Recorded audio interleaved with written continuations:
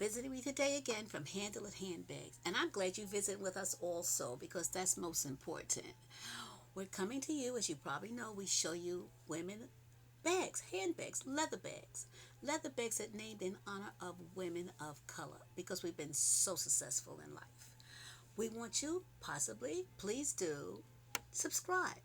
Subscriptions are necessary so we can come back to you. You don't have to look for us. We'll come find you wherever you are, hopefully. Okay. If not, at least give us a thumbs up. Let us know you're out there. Don't worry about the totals that you see on the front of the site because those are not the right totals. Behind the scene, it's so much different out there. So I don't understand how they do this math, but trust me, you're not the only one online. Trust me for that. And so often women ask me, well, where do you get the names of all these sisters from that you're writing about? Trust me, I enjoy doing it. It's a wonderful thing to be able to share with you the accomplishments of women. So, let me start by telling you this. Now, any information, any additional questions, you can always come to handleithandbags.com or you can hit us up at handleithandbags@gmail.com. Either way, we're there waiting for you to hear your response. So today, the bag we're showing today is named in honor of Holly Quinn Brown. And I just want to show you this funky bag. It's a shoulder bag. Here we go. This is the front of the bag. Look at that wonderful knot that holds that bag. It's very creative. Very creative. It's a I don't want to say celery, but it's like a pale green. It could be mistaken for like a beigey color because it's such a light color. Great for all year long. Look at this is the back of the bag. We have a pocket here, which is even better because you can throw your cell phone in there right quick. Look at that funky bag. The bag has a zip top closure to it. There we go. If I failed to mention to you, all the bags at Handle Handbags are 100% leather. And of course, that makes this one 100% leather too. This bag is fully lined. I want you to see the lining and I want you to see the two pockets that are inside the bag. One of the bags, as you see, the pockets has a zipper closure on it. It's hard to stick the camera right inside there, but I just want you to get a good look at it. You can see the bag better after you bring it home. Isn't that a hint, right? Wonderful bag. It has a little angle to it to give you a little bit of creativeness into it. I'll put this tissue paper back in here.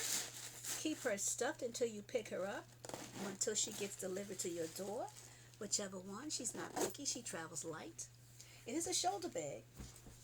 And just in case your shoulder's not available, I just want to show you.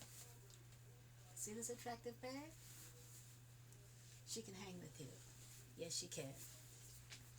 And you know what? The positive thing about the bag, if you don't want the shoulder this long, you want it to be a handle bag, you can loosen this, bring it down, tighten it, retuck it, and now you have a shorter bag.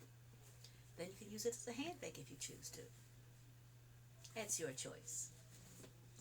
Nice, attractive handbag. Love it. Love it, love it, love it. Look at that well done work on there.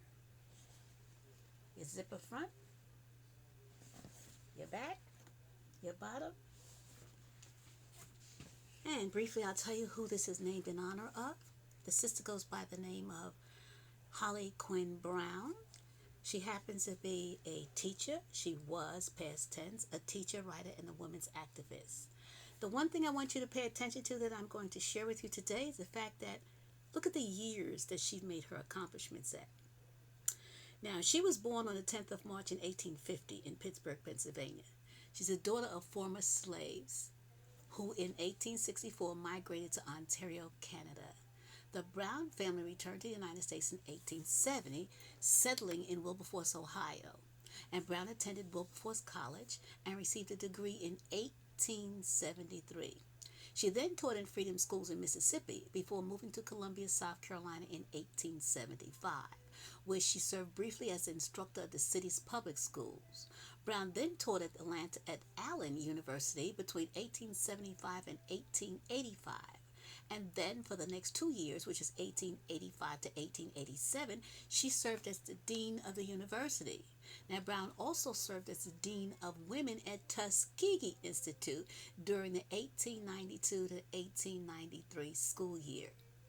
In 1895, Holly Q. Brown, she addressed an audience of Women's Christian Temperaments Union Conference in London. And in 1899, while serving as one of the United States representatives, she spoke at the International Congress of Women meeting in London. Brown also spoke before Queen Victoria. Brown's involvement in the women's suffrage campaign led her to help organize the Colored Women's League in Washington, D.C., one of the organizations that allied in 1896 to become the National Association of Colored Women, NACW. I was part of that. I understand that. Holly Q. Brown served as the president of Ohio State Federation of Colored Women's Clubs between 1905 and 1912. She also served as president of the National Association for Colored Women for 4 years from 1920 to 1924. During her last year as president of the NACW, she spoke at the Republican National Convention in Cleveland. And she also published 4 significant works during her lifetime in 1880, which is Bits and Odds, a choice selection of recitations, and published 30 years later in 1910, she published The Electrocution of Their Physical Culture. Then Brown's first lessons in public speaking made its public debut in 1920.